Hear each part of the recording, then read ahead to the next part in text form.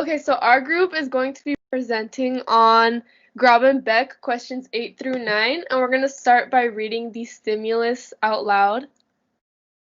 There's little doubt that Puritanism was closer to medieval theory than the material goals and values of a growing middle class that was becoming prominent in England and Western Europe after the 15th century.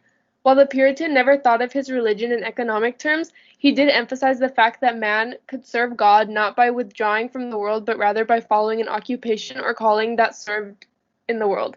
In spite of the proximity of certain Puritan values to the rising capitalist ethic, Puritanism was more medieval than modern in its economic theory and practice. The idea of unrestrained economic individualism would have seemed a dangerous notion to any self-respecting Puritan. The statute books and court records of 17th century Massachusetts abound in examples of price and wage controls instituted by the government of the colony. The Puritans furthermore always looked upon wealth as a gift from God given in the form of a trust, and they emphasized not only the benefits that accrued from work and wealth, but also their duties and responsibilities. In 1639, for example, one of the richest merchants in the colony was fined by the General Court, the highest legislative body, for excessive profiteering, despite the fact that there was no statute against the practice. The Puritans could never separate religion and business, and they often reiterated the medieval concept of the just price. In the long run, however, the Puritan ethic, when divorced from its religious background, did serve to quicken and stimulate the spirit of capitalism.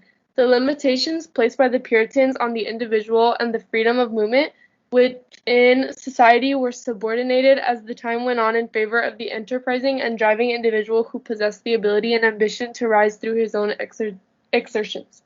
So the authors of this excerpt were Gerald N. Grob and Robert N. Beck, and they were both authors and historians. And this was written in 1963, and it was an excerpt from American Ideas, their book. So throughout this time period, it was right before the Civil Rights Movement, and it was during the presidency of John F. Kennedy. But even though it was written in 1963, it's discussing something that happened in 1639. So the time period that we're currently in is the mid-1600s. And now we're going to go on to the first question, which is, in the second paragraph, the authors discuss the 1639 legal proceedings against one of the richest merchants in the colony in order to show that in... Okay, so the end of the question basically connects to the beginning of all of our answers. So the first thing that you want to do is you want to read the question again and see how it connects to the context that you're given at the beginning. So in this question, we're actually given a quote from the text, so that helps us a lot. So what I did to answer this was I saw the quote and I looked for it in the text because that's going to give us the context that we need to answer the question. So basically, just to skip time, everything that's highlighted in green, that's the context. And if you see whatever's underlined when it says one of the richest merchants in the colony, that's exactly the quote that was given to us in the question. So we know that that's the section that we want to look at to find the answer. So now it just comes down to looking at all of our possible answers and figuring out which ones are wrong and which one is right. So the first one, A, it says, impoverished New Englanders use the legal system to vent class frustrations against the wealthy.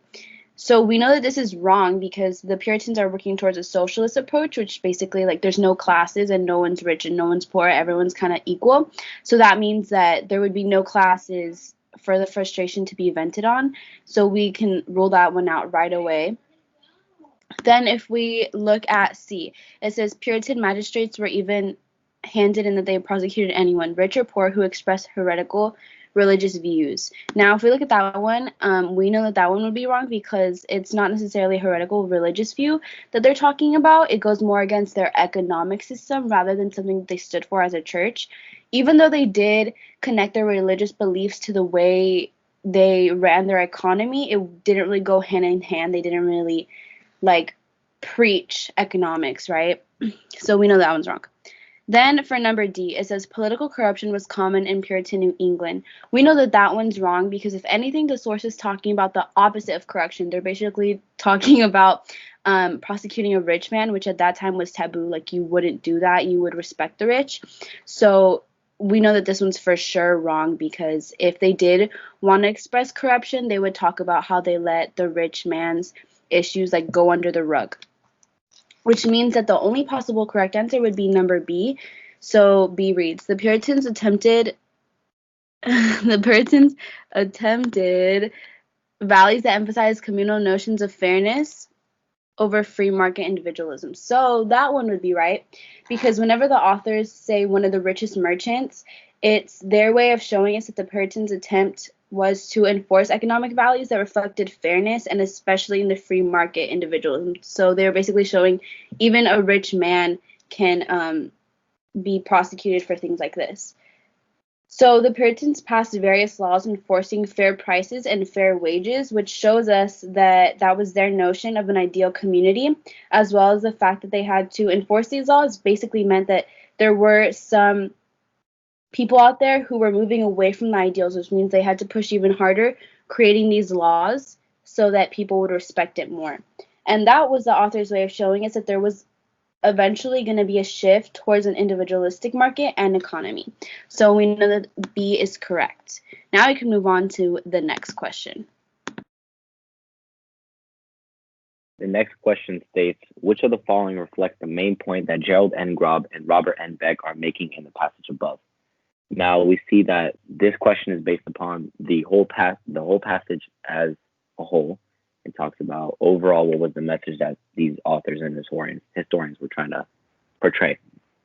Now we can see that in answer A, it says Puritan restraints on economic activity prevented the economy of New England from growing, leading it to fall behind the South and the middle colonies during the colonial period. We can see that A is wrong because the idea of an uncontrolled economy was looked down upon by Puritans as stated in the passage, meaning that they approved the idea of having a controlled economy. This controlled economy would lead to it growing under the market. The Puritans actually helped this economy grow and not prevent it from growing because they seek this form of economy that was very controlled and very set under the market. Answer D reads, the economy of Puritan New England came to resemble the feudal economy of medieval Europe, dominated by large estates passed on from father to son over several generations.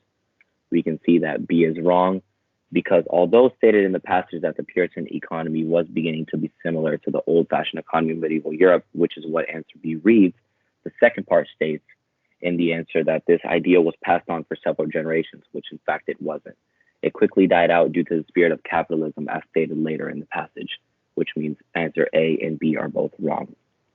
And answer C reads, the economy of New England only began to thrive when non-Puritan immigrants began to move into New England after the 1640s. We know that C is wrong because the economy was thriving long before the non-Puritan immigrants arrived in New England. This is stated in the passage when it says that any self-respecting Puritan didn't like the idea of an uncontrolled economy, meaning their goal was for the economy to grow under the market, which it did because of it being so controlled. This leaves us with answer D, which reads, as the 17th century progressed, the decline of Puritan orthodoxy, combined with Puritan patterns of work, allowed for the emergence of a market-oriented economy. Now we see that D is correct because the arrival of Puritans led to them seeking a very market-based economy that was under control. The decline of the orthodoxy and their patterns of work led to this type of economy growing in New England as stated in the passage. So we see that for number 9, A, B, and C are wrong, and D would be the correct answer.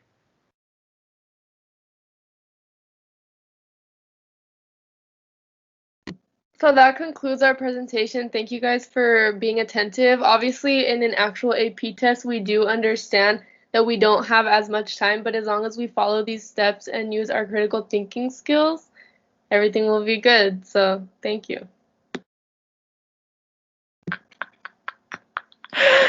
Oh my God. Okay, I'm done recording.